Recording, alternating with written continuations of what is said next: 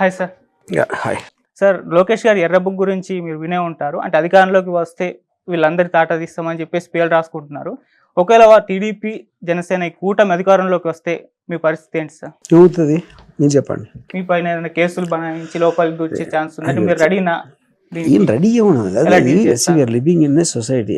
ఎవరిని ఏమీ చేయలేడు. అక్కడ ఏదో చేసి ఉంటే ఆయన స్కామ్ చేశారు కాబట్టి కదా జైలుకి వెళ్ళింది. అది అప్పుడు ఏం పెడతారు నా మీద, ఏం కేసు పెడతారు? అంటే అధికారంలో ఉన్నప్పుడు వాళ్ళకు అది ఏమి ఎవరు చేయలేరండి. మిమ్మల్ని ఎవరు ఏది చేయలేరు అంటారు? నన్ను కాదు, ఎవరిని ఏమి చేయలేరు.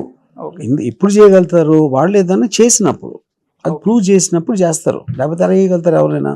ఓకే సార్, వ్యూహం సినిమా అప్పుడు కొంతమంది వచ్చి మీ ఆఫీస్ ముందర గొడవ పెట్టడం ఇటువంటివి చూసాం. ఆ టైంలో మీ ఫీలింగ్ ఏంటంటే భయపడ్డారా?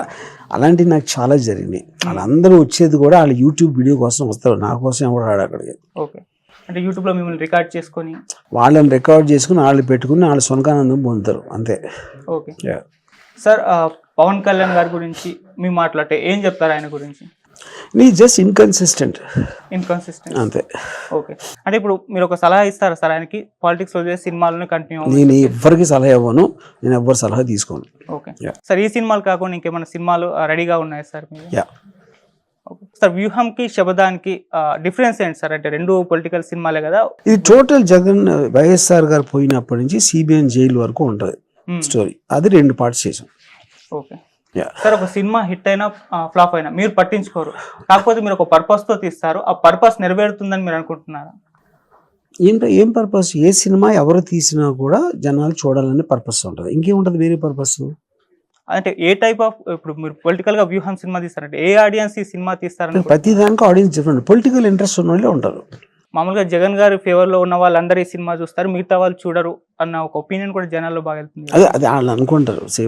కొంతమంది దాక్కుని చూస్తారు, కొంతమంది బహిరంగంగా చూస్తారు. ఓకే సార్, ఇప్పుడు సినిమాని టీడీపీ వాళ్ళు జనసేన వాళ్ళు చూస్తారని నాకు తెలియదు. నా తీయటం వరకే నా పని, ఎవరు చూస్తారు అని నేను ఆలోచిస్తాను. ఓకే సార్, రీసెంట్ గా యాత్ర మూవీ వచ్చినప్పుడు చాలా మంది పవన్ కళ్యాణ్ ఫ్యాన్స్ థియేటర్ లోపలికి వెళ్ళి గొడవ పెట్టడం అటువంటివి చూస్తాం. ఇప్పుడు వ్యూహం సినిమాకి కూడా అటువంటి పరిస్థితులు ఏర్పడతాయి. అసలు ఏం చెప్తారు సార్ ఈ గొడవల గురించి, పవన్ కళ్యాణ్ గారి ఫ్యాన్స్ కి మీ ఫ్యాన్స్ కి మధ్య? అసలు నేను ఎవరు ఏం ప్లాన్ చేస్తున్నారు అనేది నాకు తెలియదు. So I don't care. Okay sir, apart from politics, cinema recent టైంలో వచ్చిన సినిమాల్లో యానిమల్ గురించి చాలా ఇదిగా ట్రోల్స్ అయితే అవుతున్నాయి. దానికి సందీప్ రెడ్డి వంగారు కూడా గట్టి సమాధానం అయితే ఇస్తున్నారు. ఒకవేళ క్రిటిక్స్ సినిమా ఆపే ప్రయత్నం చేస్తే నేను హాలీవుడ్లో వెళ్ళి సినిమా తీస్తానంటున్నారు. మీ ఒపీనియన్ సార్ దీనిపైన?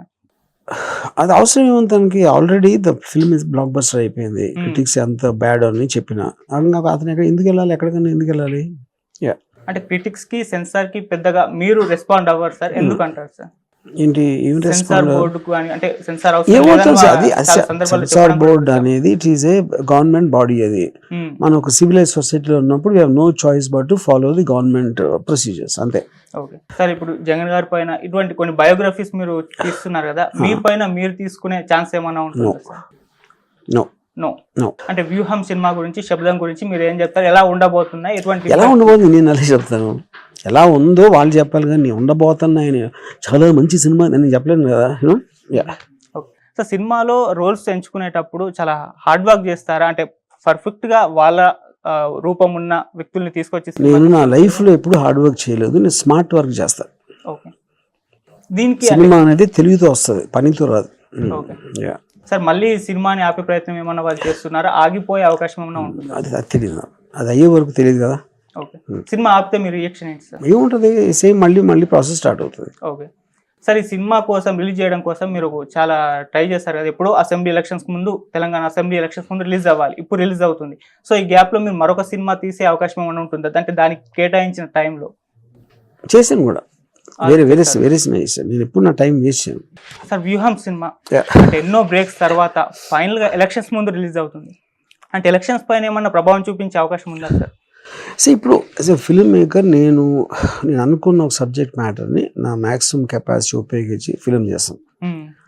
అది అంటే ఇప్పుడు రియల్గా జరిగిన ఫిల్మ్ రియల్ క్యారెక్టర్స్ మీద బేస్ అయి ఉంది కాబట్టి ఆటోమేటిక్గా ఒక చూసే ప్రతి ప్రేక్షకుడికి వాడికి కూడా ఒక అవగాహన ఉంటుంది, ఒక బ్యాక్గ్రౌండ్ ఉంటుంది, ఒక అతను ఏమనుకుంటున్నాడు అని ఒక కాన్సెప్ట్ ఉంటుంది.